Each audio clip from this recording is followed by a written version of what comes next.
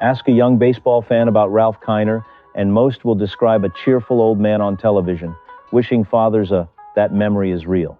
It is also almost nothing, because before the funny voice found a microphone, this man led his league in home runs for 7 straight seasons.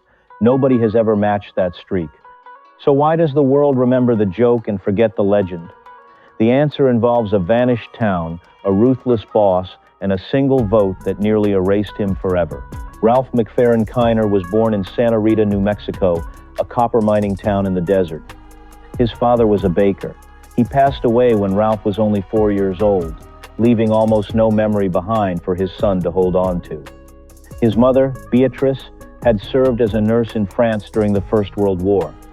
Young Ralph played shortstop for a local youth team sponsored, fittingly enough, by the New York Yankees. He recovered his footing at Alhambra High School and later at nearby Pasadena Junior College. As a teenager hanging around a local minor league club, he shook hands with Babe Ruth and traded words with Ty Cobb.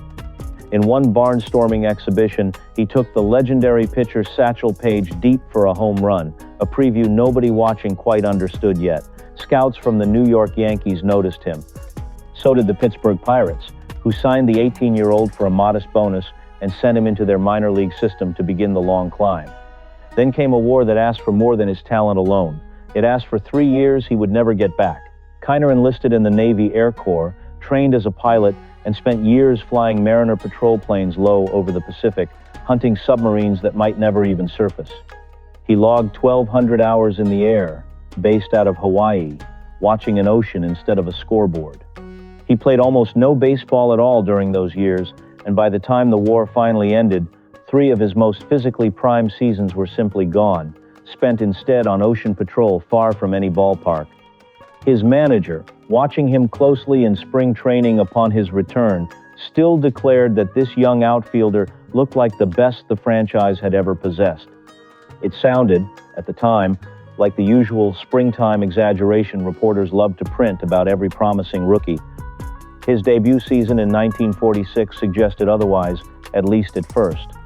He struck out well over 100 times, batted a modest average, and looked every bit like a man who had lost his rhythm to a war he never asked for. And yet he still led the entire league in home runs anyway, a stunning first note in a song nobody expected to hear so soon. Then, in 1947, everything changed completely. The Pirates brought in Hank Greenberg, a Hall of Fame slugger near the end of his own remarkable career, and Greenberg quietly took the young outfielder under his wing. He rebuilt Kiner's stance from the ground up, moved him deeper inside the batter's box, shortened his stride, and taught him to pull the ball with every ounce of strength his frame could generate. Hitting coach Honus Wagner, a legend of an even earlier generation, worked alongside Greenberg to polish the details.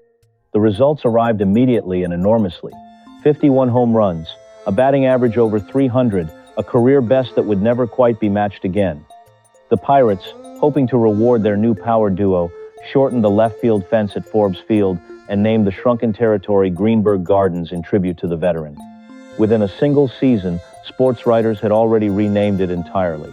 Kiner was clearing that fence so often, so relentlessly, that Greenberg Gardens quietly became something else. Something with a completely different name attached to it now. Remember that name carefully. It will return, many years later, in a place nobody watching that summer could have possibly imagined. By 1949, Kiner was no longer just a ball player. He was a genuine phenomenon. That season, he hit 54 home runs, falling only 2 short of the league record, and became the first player in league history to twice clear 50 home runs in a single season. He hit 16 of them in September alone, a monthly record that still stands unbroken decades later, matched only twice and never actually surpassed by anyone since. He also hit for the cycle that year, one more rare feat added to an already remarkable season. He became the highest paid player in the entire sport, a rare distinction for a team that rarely finished anywhere near the top of the standings. A Pittsburgh theater booking agent joked that if Kiner performed on stage the way he performed at the plate, he would command a fortune every single week of the year. In a sense, he already did. Pirates part owner Bing Crosby pulled the young star into Hollywood's orbit almost immediately. Kiner golfed with friends who happened to be named Sinatra. He escorted a teenage Elizabeth Taylor to a movie premiere, cameras flashing the entire evening. He built a house in Palm Springs while still, technically, listed as living with his mother back in Alhambra. In 1951, he married nationally ranked tennis champion Nancy Chaffee, with Greenberg standing proudly beside him as best man. The wedding made headlines from coast to coast.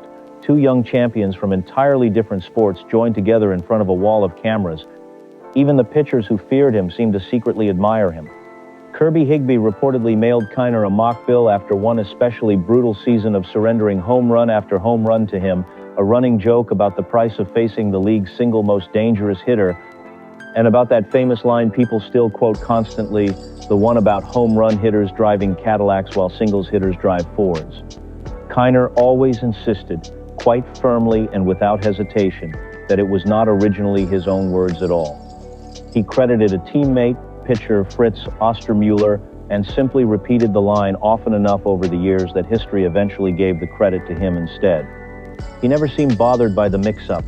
The numbers on the back of his baseball card, 6 consecutive seasons leading the entire sport in home runs, already belonged entirely, unmistakably, and permanently to him alone. Every kingdom has an ending, and Kiner's began the moment a new general manager walked through the door. In 1950, Branch Rickey took control of the Pirates, arriving with a legendary reputation for having built a championship dynasty in Brooklyn and carrying a cold, almost mathematical philosophy with him into every decision. Trade a star 1 year too early, he firmly believed, rather than one single year too late. Kiner still led the league in home runs through 1951 and 1952, seasons that should have made him completely untouchable by any reasonable measure. But behind the scenes, a very different battle was already underway. He wanted a salary that honestly reflected his production. Rickey wanted him gone, and used the newspapers again and again to make that opinion loudly public. The sentence Rickey eventually delivered has outlived nearly everything else remembered about that entire era of Pirates baseball. Facing Kiner directly across a negotiating table, he stated plainly that the club had finished in last place with him on the roster, and could just as easily finish in last place without him at all. On the 4th of June, 1953, only hours before a scheduled game, Kiner learned he had been traded to the Chicago Cubs as part of a massive 10-player deal. Furious fans reportedly hung an effigy of Rickey outside the stadium in protest. Kiner himself said almost nothing publicly.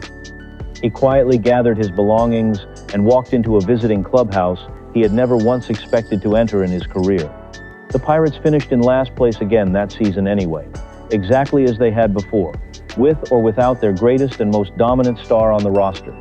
Kiner did not simply absorb the insult and quietly move on with his life.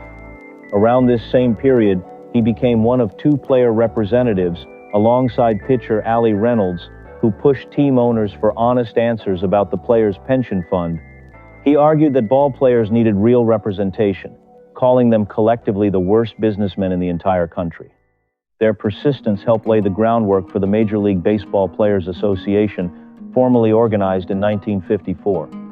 A man once told to his face that he was disposable had just helped build the very structure meant to stop that exact sentence from ever being said to anyone else again. Kiner spent the rest of 1953 and all of 1954 with the Cubs, still hitting home runs at a respectable pace, still fighting for relevance on a team that Chicago sports writers openly mocked for its complete lack of team speed. Then Cleveland acquired him for the 1955 season, reuniting him with Greenberg, who was now working as a general manager instead of standing beside him as a teammate. But something in his back had quietly begun to fail him. What started as ordinary stiffness slowly became a chronic condition that no amount of rest could truly solve. He appeared in barely more than 100 games that final year, his once fearsome power reduced to a faint shadow of what it used to be at Forbes Field. In late October, Cleveland released him outright, without ceremony. He was 32 years old, an age when many great hitters are only just reaching their peak, not saying a permanent goodbye to it forever. There was no farewell tour, no send-off, only a quiet release notice and an ending. Nobody had scripted this early in a career that once seemed limitless. 10 seasons, 369 home runs, a number that, at the time, ranked 6th in the entire history of the sport, trailing only a small handful of the greatest hitters who ever lived. He had reached 100, 200, and 300 home runs faster than almost any player who came before him, and he retired with roughly 1 home run for every 14 at-bats, a rate trailing only Babe Ruth in the entire history of the sport. And now, suddenly, complete silence, with no guarantee that anyone beyond Pittsburgh would remember exactly how loud his career had once been. Nobody expected that silence to last 15 long years. When Kiner first appeared on the Hall of Fame ballot in 1960, voters barely noticed him at all. He received a little over 1% of the vote. For a man who once terrorized every single pitching staff in the league, it was a quiet, almost cruel dismissal. His career, many voters seemed to quietly decide, had simply been too short to properly count for anything. Slowly, painfully, that number began climbing year after year. 15%, then 24, then over 40, hovering there for several frustrating years without ever quite breaking through the surface. 1973 brought him closer than he had ever been before. 1974, strangely and without warning, saw his support slip backward instead of forward, a step in exactly the wrong direction at exactly the wrong moment. Then came 1975, his 13th appearance on the ballot, his final year of eligibility under the rules. If he failed to clear the threshold this time, the door would close for good, leaving his entire legacy to the mercy of a much smaller committee years down the road if his name ever came up seriously again at all. Pitcher Warren Spahn, who had faced him across the mound for years, once said Kiner could erase an entire lead with a single swing of the bat. That was the player voters were finally being asked, one last time, to properly remember and honor before it was too late. The results arrived on the 23rd of January. 273 writers had voted yes. The threshold required exactly 272. 1 vote. That was the entire margin between a legend remembered forever and a legend nearly forgotten by the very sport he had helped define for an entire generation of fans watching from the stands. Only a handful of players in the history of the ballot have ever been elected by such a narrow margin. Told the news that day, Kiner called it a tremendous thrill he could barely put into words, joking that facing a full count with the bases loaded had prepared him for almost anything life could throw his way. He was the only player elected that year. He attended every single Hall of Fame ceremony afterward, without exception, for the rest of his life. In 1962, Kiner picked up a very different kind of instrument entirely. He joined the broadcast booth of the brand new New York Mets, alongside Lindsey Nelson and Bob Murphy, describing a team that would lose far more often than it ever won that first season. A year later, he began hosting a post-game interview show, and its name should sound very familiar by now. Sports writers had once nicknamed a corner of Forbes Field after him, back when Greenberg Gardens quietly became his own personal territory. Now, on live television, that old nickname returned as the title of his brand new show, its very first guest 2 comedians rather than ball players. The circle he began as a young slugger closed, decades later, as a broadcaster nobody saw coming. He stayed in that booth for over 50 years, one of the longest tenures with a single team in the sport's entire history. And he became famous for something entirely unexpected along the way, a habit of gently tangling his own words on live television. He congratulated fathers on their birthday during Father's Day. He once introduced catcher Gary Carter as though he were the actor Gary Cooper. He renamed a bank sponsor into something that sounded suspiciously unflattering on live air. Nobody booed him for any of it. Players lined up eagerly for a turn on his show, partly for the relaxed conversation, partly because young players genuinely enjoyed the modest cash fee attached to every appearance, a welcome bonus for anyone earning a rookie salary. One future star later admitted that $100 meant a great deal to a rookie in those days, and that the conversation mattered just as much as the money. Longtime broadcast partner Tom Seaver later called him a jewel of a man who understood the art of hitting on a level few others ever reached. Fans quietly rearranged their evenings around a broadcast full of small, harmless mistakes, because the man making them so clearly loved this game more than anyone else watching along at home. Not the version where an old man forgets a player's name on television. 3 separate times, something larger than him tried to write him out of his own story.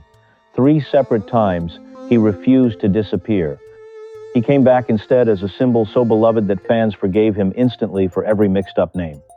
In his later years, on the air, He often said he hoped to live long enough to see his old friend Gil Hodges finally join him in Cooperstown, a wish that reveals exactly the kind of man baseball nearly let history forget. Ralph Kiner passed away in February of 2014, at 91 years old, having spent nearly 70 years inside the game he truly loved.